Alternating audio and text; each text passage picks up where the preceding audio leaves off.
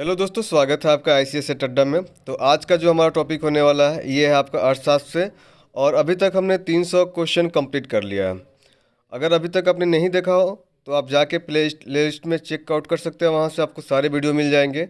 आपको इकोनॉमिक्स के अलावा हिस्ट्री, पॉलिटी, ज्योग्राफी और फिजिक्स, केमिस्ट्री, बायो और करंट अफेयर्स, ये सारे वीडियो आपको मिल जाएंगे। दोस्तों, आपका जो एग्ज़ाम होने वाला है ये आपका 15 मार्च और 16 मार्च, बिहार शिक्षा भर्ती 3.0 जो होने वाली है, ये 15 और 16 मार्च को होने वाली है। जो कि टाइम देखा जाए तो ये बहुत नज़दीक आ गया है और बहुत कम समय है हमारे पास तैयारी करने के लिए। ठीक है, तो हमें जितना ज़्यादा हो सके उतना ज़्यादा सेट को प्रैक्टिस करना पड़ेगा, ताकि आपका एग्ज़ाम में जो कन्फ्यूजन होता है आपको ऑप्शंस के लेकर कन्फ्यूजन हो जाती है और आपका टाइम मैनेजमेंट के लिए दिक्कत हो जाता है, तो ये आपको सुधार आएगा। ठीक है ना। चलिए दोस्तों, तो हम लोग क्वेश्चन पे बात कर लेते हैं। और क्वेश्चन है कि भारत की मौद्रिक नीति का सूत्रीकरण एवं इसकी घोषणा की जाती है। तो इसका राइट आंसर आपका हो जाएगा B number, reserve bank of India के द्वारा। बी नंबर क्या हो जाएगा? रिजर्व बैंक ऑफ इंडिया के द्वारा। चलिए दोस्तों, अगला सवाल आपका है कि रिलायंस जियो इन्फोकॉम लिमिटेड किस नाम की अपनी निजी क्रिप्टो करेंसी का आरंभ करने की योजना बना रही है। तो इसका राइट आंसर आपका हो जाएगा जियो क्वाइन। किसका? जियो क्वाइन। ठीक है, चलिए अगला सवाल देखेंगे। अगला सवाल है कि थीम आधारित करेंसी नोट के संबंध में नई नीति के अनुसार 200 रुपये के नोट पर छापा डैश भारत की संस्कृति विरासत का प्रतीक है। तो इसका राइट आंसर आपका हो जाएगा सांची का स्तूप। किसका? सांची का स्तूप का। अगला सवाल देखेंगे कि भारतीय रिजर्व बैंक RBI द्वारा जारी किए जाने वाले नए 100 रुपये के नोट में निम्नलिखित में से कौन सी विशेषता है। तो इसका राइट आंसर आपका हो जाएगा रानी की बाव बाव की आकृति है। इसका बी नंबर राइट आंसर हो जाएगा।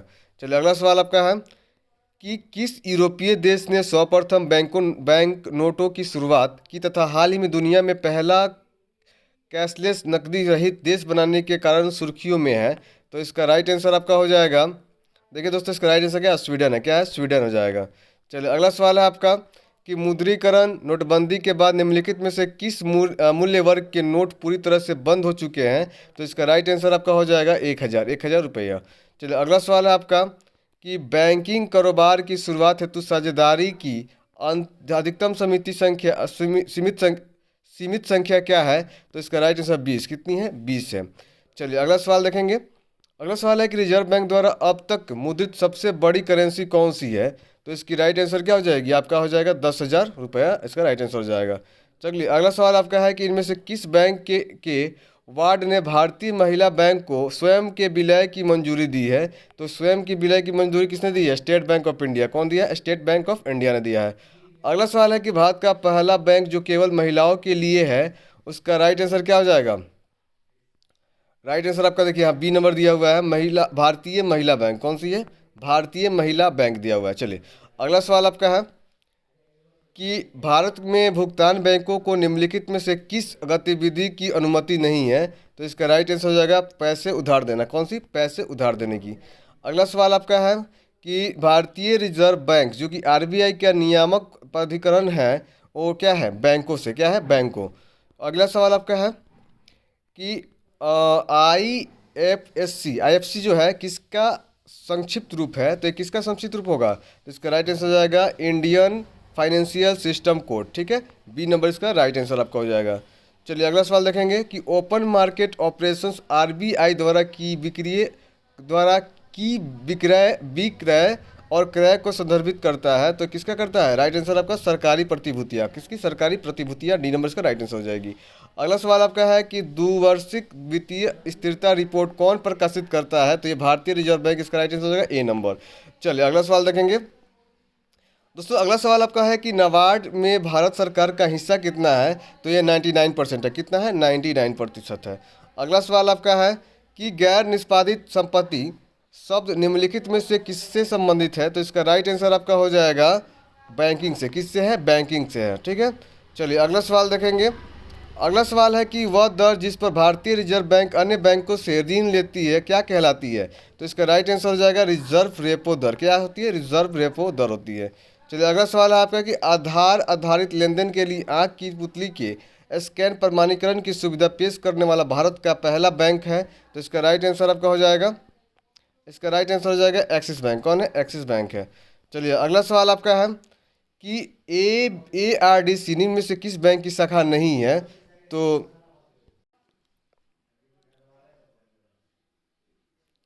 इसका राइट आंसर हो जाएगा आपका दोस्तों ई नंबर हो जाएगा। देखिए इसका राइट आंसर ई नंबर हो जाएगा। देखिए जो आपका ARDC जो है ना, ये आपका नाबार्ड बैंक की शाखा है। तो इसे पूछ रहा है कि किस बैंक की शाखा नहीं है, तो RBI का, सेबी का, IFD का नहीं है, बल्कि नाबार्ड का सिर्फ है। ठीक है, तो इसका राइट आंसर क्या हो जाएगा? ई नंबर हो जाएगा। चलिए अगला सवाल देखेंगे।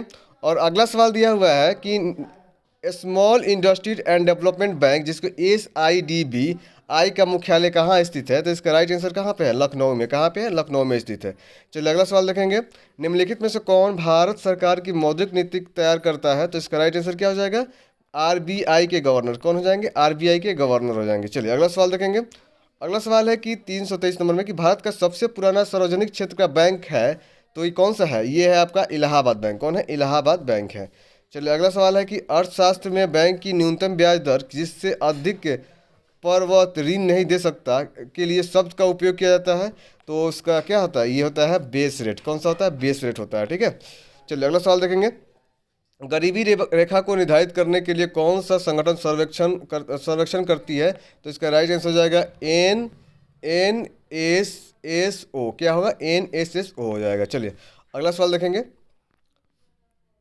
अगला सवाल आपका, एक मिनट, हाँ अगला सवाल आपका यहाँ दिया हुआ है। अगला सवाल है कि उद्योग, एक सेकंड, अगला सवाल है कि उद्योग और स्थान में निम्न जोड़ों को कौन सा जोड़ा सही है? तो सही जोड़ा पूछा जा रहा है, तो इसका राइट आंसर हो जाएगा आपका ई नंबर हो जाएगा। क्या हो जाएगा? ई नंबर हो जाएगा। इसका राइट आंसर आपका हो जाएगा ई नंबर दिया हुआ है दोस्तों। इसका देखिए जो आपका वाइल रिफाइनी बरौनी में होता है, सीमेंट और बंजारी में है। ठीक है ना, ये दो चीज़ हमें थोड़ा सा याद है, इसमें थोड़ा सा मुझे थोड़ा सा कन्फ्यूजन है। तो इसका राइट आंसर क्या हो जाएगा? ई नंबर हो जाएगा। चलिए अगला सवाल देखेंगे कि सरकार की नीति मेक इन इंडिया का उद्देश्य है, तो इसका उद्देश्य क्या है? तो दोस्तों इसका राइट आंसर हो जाएगा ई नंबर। देखिए इसमें बहुत सारा चीज़ें हैं जो कि आपको दिया गया है, जैसे नौकरशाही को, ढीलापन को दूर करना था, लाल फीताशाही को हटाना है, विनिर्माण का लागत को कम करना, उत्पादन की प्रतियोगिता बढ़ाना, ये सब भी आपका ऑप्शंस में हो सकता है। ठीक है ना, इसका राइट आंसर क्या हो जाएगा? ई नंबर हो जाएगा। चलिए अगला सवाल आपका है कि पूरा ग्रामीण क्षेत्रों में नगरीय सुविधा प्रदान करना प्रारूप किसके द्वारा प्रस्तावित किया गया था? तो इसका राइट आंसर हो जाएगा APJ अब्दुल कलाम के द्वारा। क्या नंबर हो जाएगा? ए नंबर इसका राइट आंसर हो जाएगा। चलिए अगला सवाल आपका दिया गया है कि निम्न में से कौन सा एक कृषि उत्पादन को बढ़ाने का रास्ता नहीं है? तो ये आपको जो है,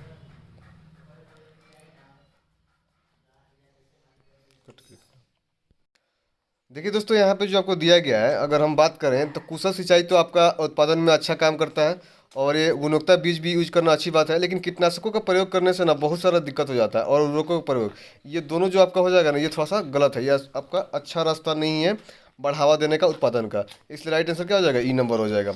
चलिए अगला सवाल आपका है कि भारत में सीमांत कृषि भूमि जोत का आकार क्या है? तो ये है 1 हेक्टेयर से कम है। क्या है? 1 हेक्टेयर से कम है। अगला सवाल देखेंगे कि भारत में किस राज्य में कपास का औसतन उत्पादन सर्वाधिक है? तो इसका राइट आंसर आपका क्या हो जाएगा? देखिए यहाँ पे आपको दिया हुआ है आंध्र प्रदेश। कौन दिया हुआ है? आंध्र प्रदेश में है। ठीक है, ऑप्शन में जो दिया गया है उसी में से चूज करना है आपको। अगला सवाल ये है कि इंद्रधनुषीय क्रांति का संबंध है, तो ये क्या है? हरित क्रांति है, श्वेत क्रांति है, नीली क्रांति है। तो इसका राइट आंसर क्या हो जाएगा? डी नंबर हो जाएगा। चलिए अगला सवाल है कि भारत में सबसे अधिक कॉफी उत्पादन करने वाला राज्य कौन सा है? तो भारत में सबसे ज़्यादा कॉफी कहाँ उत्पादन होती है? तो कर्नाटक में होती है। कहाँ पे होती है? कर्नाटक में होती है। चलिए अगला सवाल देखेंगे कि भारत में द्वितीय हरित क्रांति के संबंध में क्या सही है? तो इसमें क्या आपका सही है? देखिए सबसे पहले तो यहाँ पे कूट दिया हुआ है, आपको देखना पड़ेगा कि कूट क्या क्या दिया हुआ है। तो कूट में आपको दिया गया है कि इस लक्ष्य हरित क्रांति से अब तक लाभान्वित ना हो सकने वाले क्षेत्रों में बीज, पानी, उर्वरक तकनीक का विस्तार करना है। ये 2 नंबर दिया गया है। और देखिए यहाँ 4 नंबर में जो दिया गया है, इसका लक्ष्य पशुपालन, सामाजिक वानिकी तथा मत्स्य पालन के साथ शस्य उत्पादन का समाकलन करना है। तो इसका 2 और 4 जो है आपका राइट आंसर दिया हुआ है। इसको ना आप अपने से एक बार देख लीजिएगा। ठीक है ना, ज़्यादा ध्यान से देखिएगा तो आपको ज़्यादा काम आएगा। ठीक है, थोड़ा देर पॉज करके आप इसको पढ़ लीजिएगा सारा ऑप्शंस को। ठीक है, इसका राइट आंसर क्या हो जाएगा? आपका दिया हुआ यहाँ पे 2 और 4 दिया हुआ है। चलिए अगला सवाल देखेंगे, थोड़ा जूम कर लेता हूँ। अगला सवाल है कि बिहार में कृषि क्षेत्र में भ्रम शक्ति के कितने प्रतिशत लोगों के प्रत्यक्ष रोजगार प्रदान करता है? तो इसका राइट आंसर आपका क्या हो जाएगा? इसका राइट आंसर आपका हो जाएगा दोस्तों, इसका राइट आंसर जो आपका दिया हुआ है यहाँ पे ऑप्शंस में देख लेंगे, ऑप्शंस में इसका राइट आंसर दिया हुआ है ई नंबर। इसका कितना है 60% है, ठीक है ना। इसका उत्तर सही हो जाएगा 60%, जो कि ऑप्शंस में नहीं दिया गया है। तो इसका राइट आंसर क्या हो जाएगा, ई नंबर हो जाएगा। चलिए अगला सवाल है कि भारत में औद्योगिक वित्त का कौन सा इनमें से स्रोत है। तो इसका राइट आंसर आंसर क्या हो जाएगा आपका, ई नंबर हो जाएगा। ठीक है, क्या हो जाएगा, ई नंबर इसका भी राइट आंसर हो जाएगा। चलिए अगला सवाल देखेंगे कि किस वर्ष में भारतीय रुपए का महीने में 2 बार अवमूल्यन किया गया है। तो इसका राइट आंसर क्या हो जाएगा, 2 बार अवमूल्यन हुआ है आपका 1991 में। कब हुआ है, 1991 में हुआ है। चलिए अगला सवाल है आपका कि कौन सा ऐसा कर है जो केंद्रीय सरकार द्वारा लगाया जाता है लेकिन उसके प्राप्त आय को केंद्र और राज्य में विभाजित कर दिया जाता है। तो इसका राइट आंसर आपका क्या हो जाएगा, इसका हो जाएगा केंद्रीय उत्पादन शुल्क जो होता है आपका, बी नंबर राइट आंसर हो जाएगा। चलिए अगला सवाल देखेंगे, और अगला सवाल है कि भारत में भूमि सुधार के क्षेत्र में शामिल है। तो इसका राइट आंसर क्या हो जाएगा, ई नंबर। क्या हो जाएगा आपका, ई नंबर हो जाएगा। चलिए अगला सवाल देखेंगे कि हरित क्रांति की सफलता निम्नलिखित की संबंध उपलब्धता पर निर्भर करती है। तो किस पे उपलब्ध करती है। तो इसका राइट आंसर क्या है, यहाँ पे देखिए दिया हुआ है कि बीजों की उच्च उच्च पैदावार किस्म और पर्याप्त सिंचाई सुविधाएं और रासायनिक उर्वरक एवं कीटनाशक। तो इसका राइट आंसर क्या हो जाएगा, डी नंबर हो जाएगा, सभी हो जाएंगे। अगला सवाल है कि भारत की प्रमुख खाद्य फसल क्या है। तो इसका राइट आंसर हो जाएगा आपका चावल। क्या है, चावल है। चलिए अगला सवाल देखेंगे कि 8वीं पंचवर्षीय योजना प्राथमिकता देती है। तो किसकी देती है, इसका मानव विकास पर। क्या, मानव विकास पर देती है। चलिए अगला सवाल देखेंगे कि विभाजन के कारण भारत का कौन सा उद्योग सबसे बुरी तरह प्रभावित हुआ है। तो ये हुआ है आपका जूट। जूट जो था आपका पश्चिम बंगाल जो है ना, उसमें सबसे ज़्यादा पाया जाता था। तो पश्चिम बंगाल और बांग्लादेश जो विभाजन हुआ था पाकिस्तान का उस समय, उसी में बटाने की वजह से इसका सबसे बड़ा बुरी तरह से प्रभावित हुआ था जूट का तथा कपास उद्योग। चलिए अगला सवाल आपका है कि भारत में किस उद्योग में सर्वाधिक लोग कार्यरत हैं। तो इसका राइट आंसर क्या हो जाएगा, इसका राइट आंसर हो जाएगा आपका कपड़ा उद्योग में। किस में है, कपड़ा उद्योग में है। चलिए अगला सवाल है आपका कि भारत का प्रथम उर्वरक संयंत्र कहाँ लगाया गया लगा था। तो इसका राइट आंसर क्या हो जाएगा, सिंदरी में लगाया। कहाँ पे, सिंदरी में लगा हुआ है। अगला सवाल है कि केंद्रीय सरकार द्वारा राज्य तथा स्थानीय निकायों का पूंजीगत परिसंपत्ति के विकास के लिए दिया गया अनुदान केंद्रीय बजट में किसके अंतर्गत विकृत किया जाता है। तो इसका राइट आंसर हो जाएगा राजस्व व्यय। किसमें, राजस्व व्यय में। अगला सवाल यह है कि यह सत्य होगा कि भारत को परिभाषित किया जाए। तो कैसे परिभाषित किया जाएगा, ये होगा एक श्रम आधिक्य वाली अर्थव्यवस्था के रूप में। तो इसका राइट आंसर क्या हो जाएगा, बी नंबर हो जाएगा। चलिए अगला सवाल देखेंगे कि भारत की कागजी मुद्रा किस वर्ष पहली बार प्रारंभ हुई थी। तो इसका राइट आंसर आपका हो जाएगा 1861 में। कब हुआ था, 1861 में हुआ था। अगला सवाल है कि क्रिप्टो करेंसी के पीछे की तकनीक को कैसे जाना जाता है। तो इसका राइट आंसर हो जाएगा आपका ब्लॉकचेन से। क्या हो जाएगा, ब्लॉकचेन से हो जाएगा। लास्ट क्वेश्चन आपका इस सेट का है कि 15वें वित्त आयोग की सिफारिश पर केंद्रीय करों के विभाज्य पूल में बिहार का हिस्सा कितना है। तो इसका राइट आंसर क्या हो जाएगा, 10.2% हो जाएगा। ए नंबर इसका राइट आंसर हो जाएगा। चलिए दोस्तों, मिलते हैं आपको नेक्स्ट वीडियो में। तब तक के लिए धन्यवाद। अगर आपने अभी तक वीडियो को लाइक नहीं किया है और सब्सक्राइब नहीं किया चैनल को, सब्सक्राइब कर लें।